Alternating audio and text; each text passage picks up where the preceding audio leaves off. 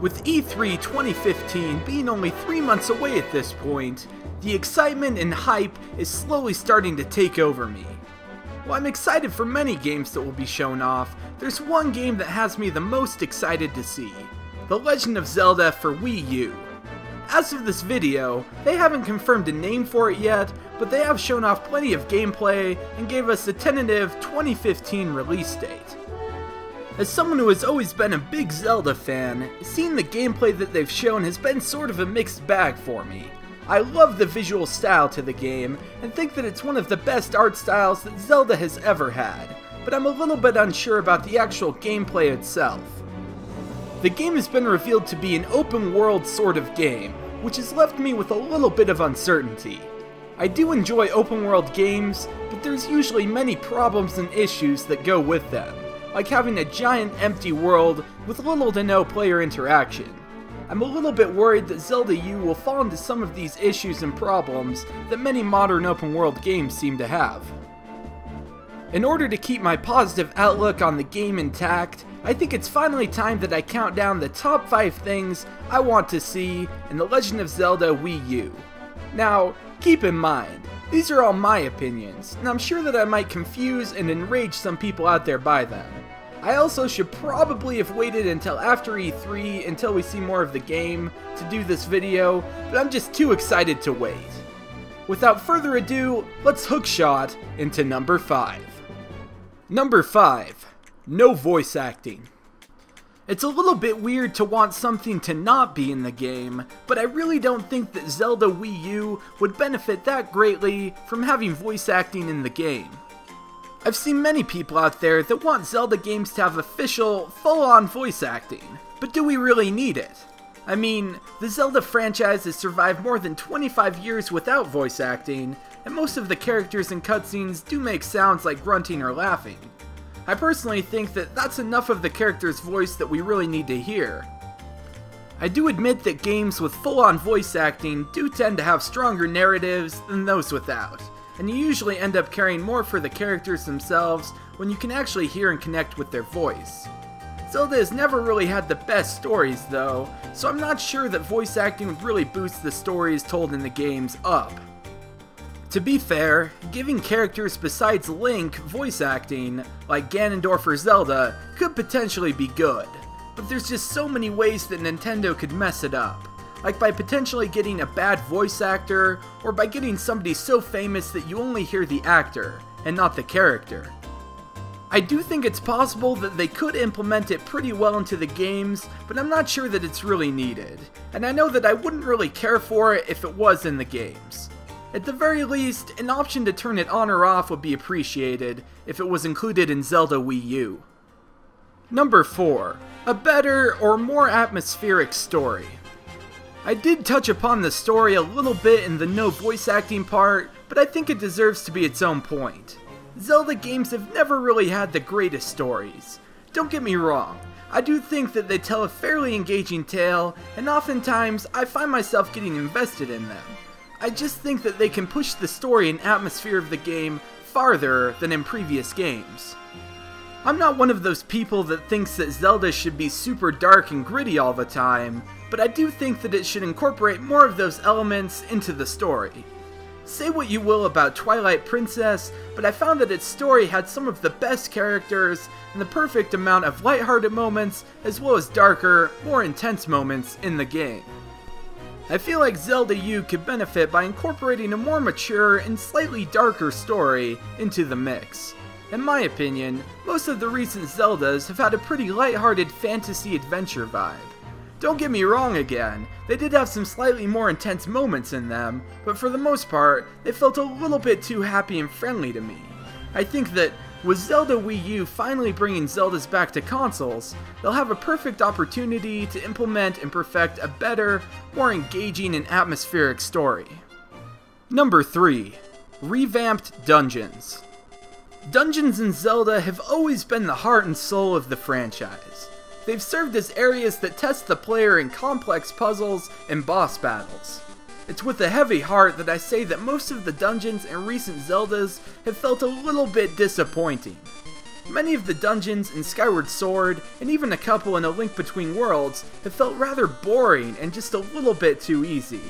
It also didn't help that many of them didn't have very unique themes to them, and felt more like the generic water dungeon, grass dungeon, fire dungeon, etc.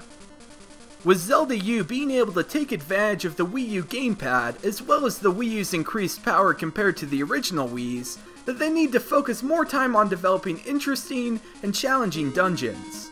They should look back to some of the older dungeons in the Zelda franchise for inspiration.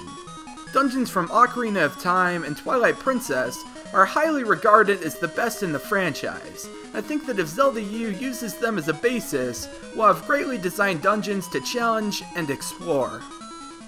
Number 2. Some form of co-op.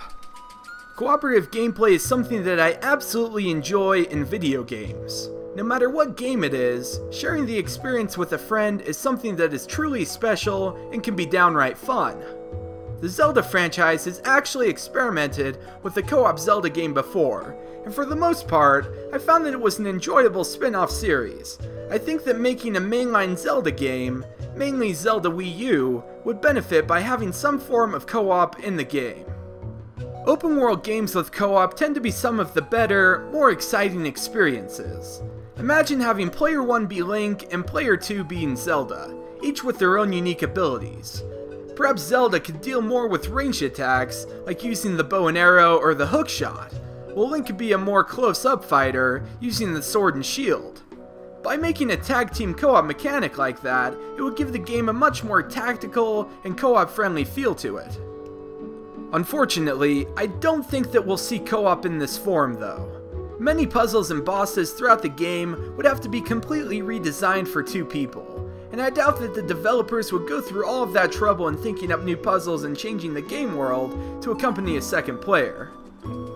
The form of co-op that I think is much more likely is something akin to the Tingle Tuner from The Legend of Zelda: The Wind Waker.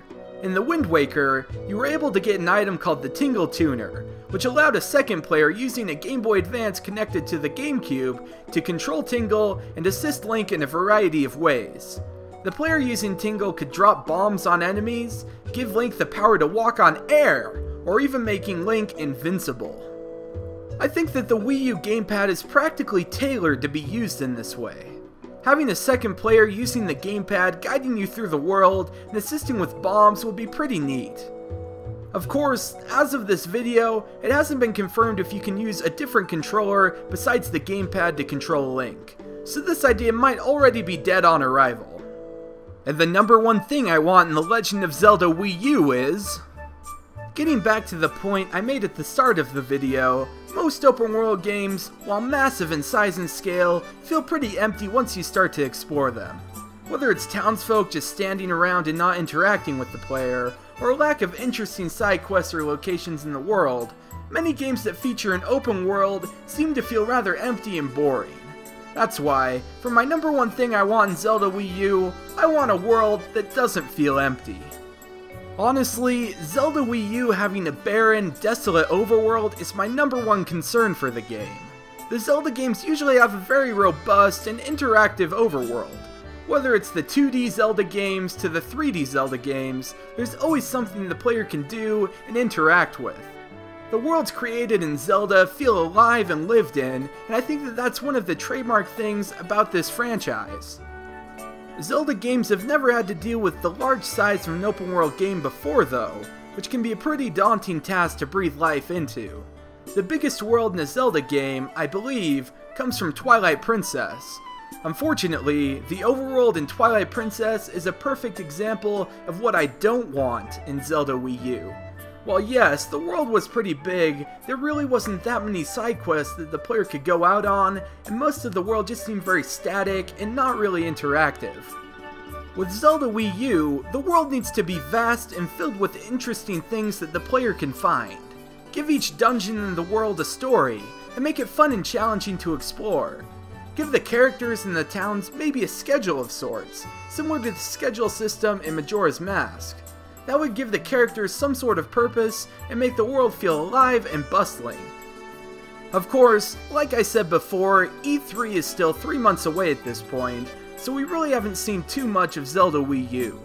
What I'm basing my opinion on is the small clip of Aonuma and Miyamoto playing the game. It seemed fairly empty to me, but I'm sure that the build they were playing on was very early. At E3, we'll definitely get a look at a more final build of the game that will hopefully put my concerns to rest. This has been the top 5 things I want in The Legend of Zelda for Wii U.